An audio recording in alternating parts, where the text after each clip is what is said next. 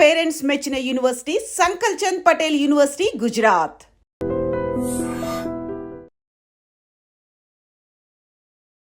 Big బాస్కి before Bigg Boss after Bigg Boss నీ లైఫ్లో ఏమైనా చేంజెస్ ఉన్నాయా?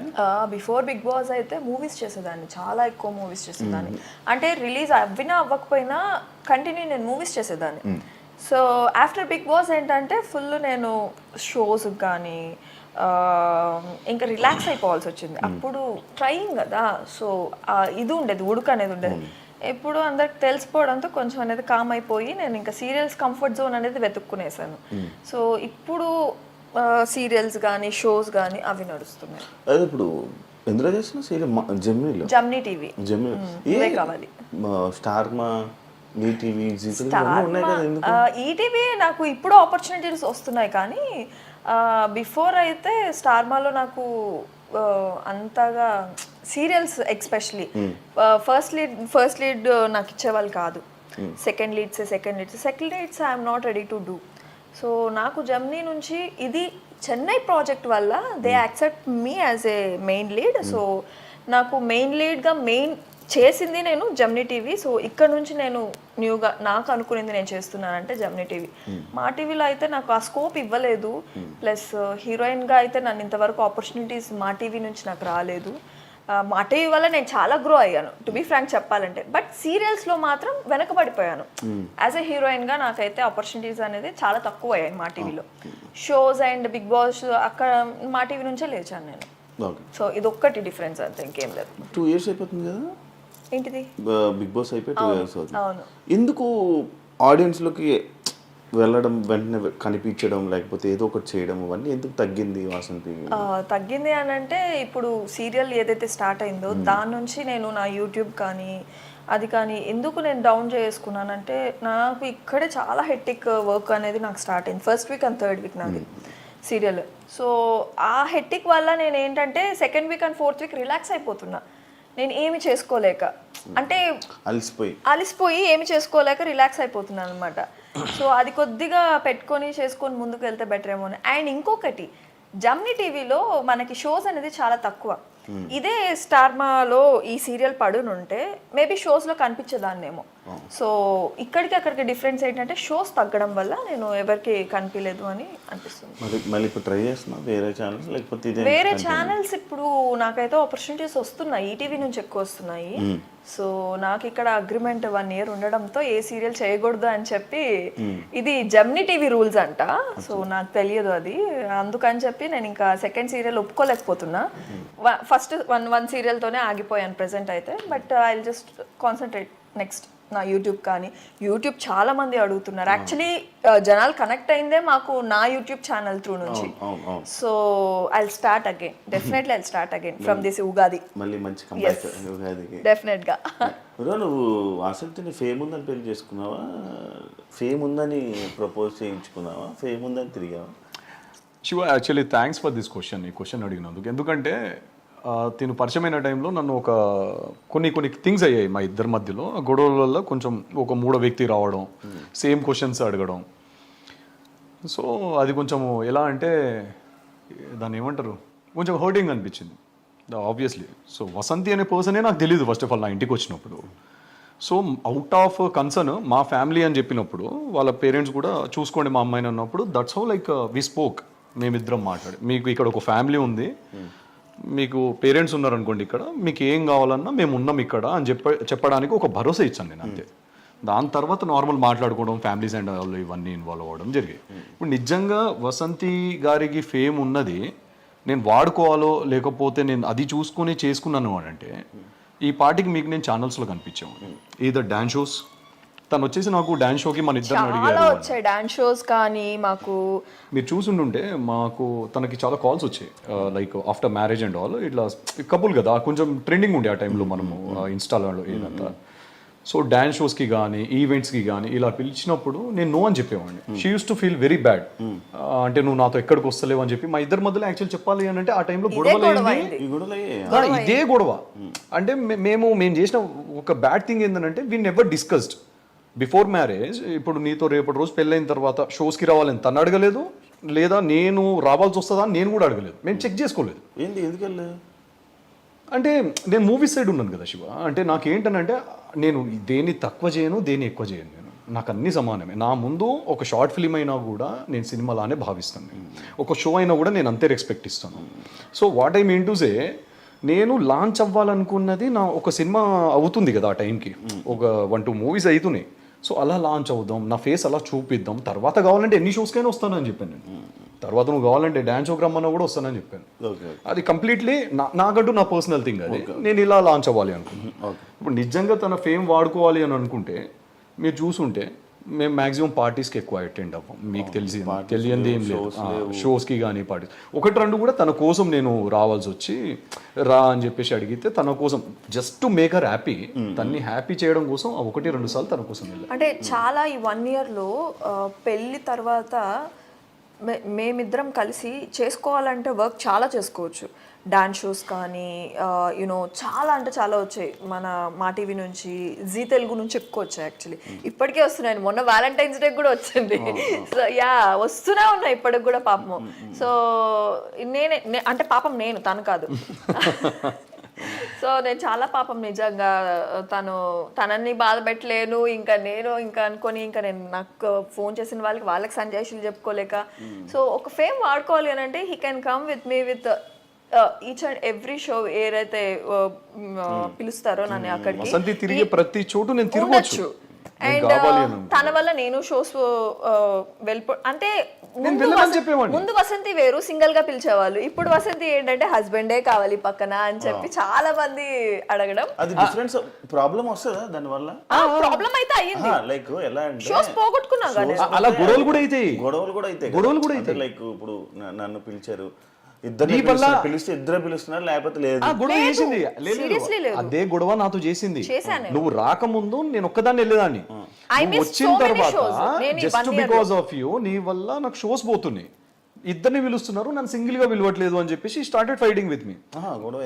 అయింది చాలా. చెప్తున్నాను కదా శివ, మాకైనా మాక్సిమం 99% గొడవలు వీటి మీదే, వేరే దాని మీద. అంటే చాలా చిన్న సిల్లివి, అది కొంచెం పెద్దగా. ఈవెన్ మా మదర్ కూడా తనకి సపోర్ట్, వెళ్ళొచ్చు కదా, తీసుకెళ్ళొచ్చు కదా. అత్తయ్య నేను పిలుస్తుండే మీ కొడుకే రావట్లేదు అంటే అత్తయ్య కూడా చాలా చెప్పి చూసింది, వెళ్ళొచ్చు కదా పాపము, పిలుస్తుంది కదా అని.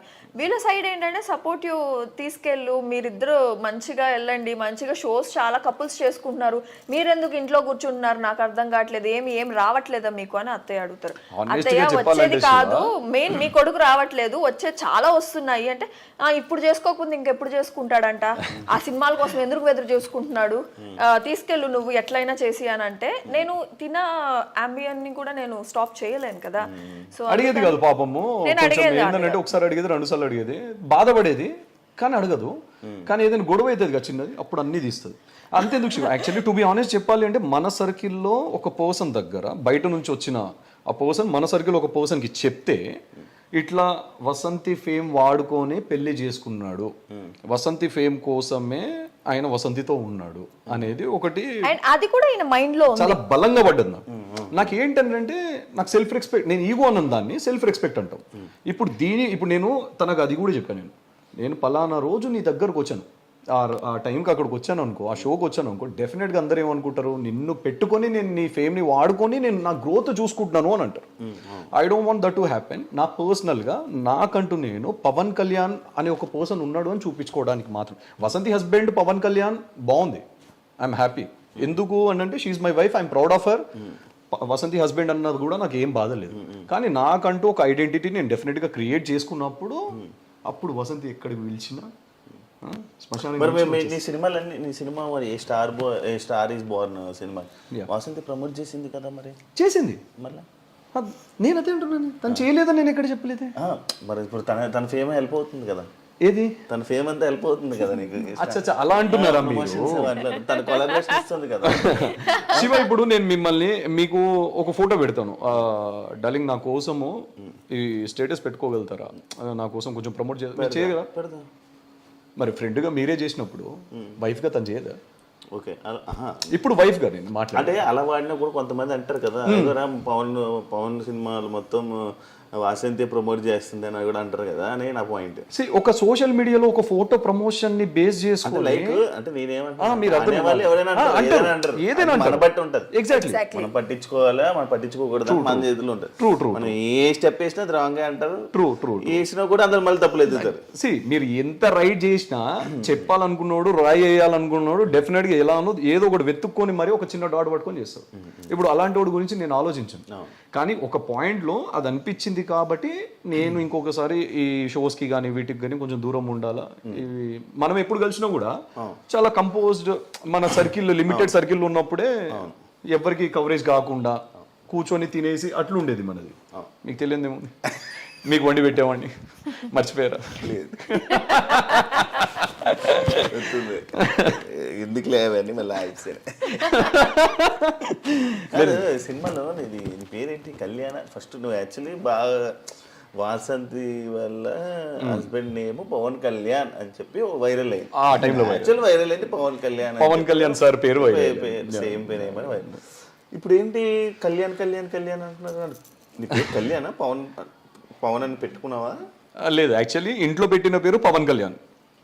సో నాకు సార్ గురించి అప్పుడు తెలియదు కదా, సో అప్పుడంతా మనం అంతా నిబ్బనిబ్బేయచ్చు. వన్స్ ఒక ఊహ వచ్చిన తర్వాత సార్ అంటే బాగా పిచ్చిన. I'm very die hard fan of Pawan Kalyan.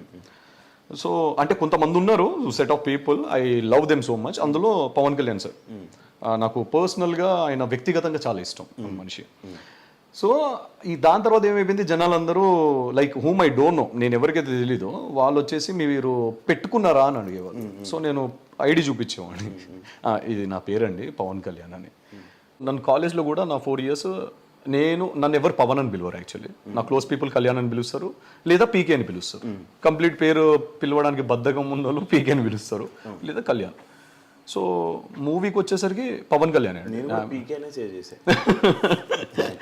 Okay, so sweet of you అండి శివ గారు. సో స్క్రీన్ నేమ్ అయితే చేంజ్ చేయదలుచుకోవట్లేను. అది మేబీ అది పాజిటివ్ అయినా నెగిటివ్ అయినా పర్లేదు నాకు. అంటే నాకు పవన్ కళ్యాణ్ సార్ ఫ్యాన్, నేను నా పేరు కూడా పవన్ కళ్యాణ్. అంటే పవన్ కళ్యాణ్ సార్ ఫ్యాన్ అయితే మాత్రాన పవన్ కళ్యాణ్ అనే పేరు పెట్టుకోవాలని రూల్ ఏం లేదు. లేదు, అలా ఏం లేదు. నా పేరు అది. దానికి ఎందుకు ఇంత సంజయ్షి? సంజయ్షి ఏం లేదు. పవన్ కళ్యాణ్ అంటే ఓకే, నో ఇష్యూ. నా పేరు Pawan Kalyan, that's it. You have to feel proud యార్. అదే అంటున్నా, ఆఫ్ కోర్స్ ప్రౌడ్ గా ఫీల్ అవుతాను. కళ్యాణ్ అంటే ఇప్పుడు మేబీ షూట్ లో నన్ను కళ్యాణ్ కళ్యాణ్ కళ్యాణ్ అని పిలిచి అలవాటు అయిపోవడం వల్ల మేబీ కళ్యాణ్ అని పెట్టేయడం అదేదో జరిగింది. బట్ స్క్రీన్ నేమ్ అయితే Pawan Kalyan, which is not going to change. మార్పించమని చెప్పు. అంత మంచి పవన్ కళ్యాణ్ పేరు పెట్టుకున్నప్పుడు కళ్యాణ్ ఎందుకు? పవన్ కళ్యాణ్ అనే నాకన్నా కాదు కదా సార్, నాకన్నా బాగా పర్సనల్ గా తీసుకున్నారు.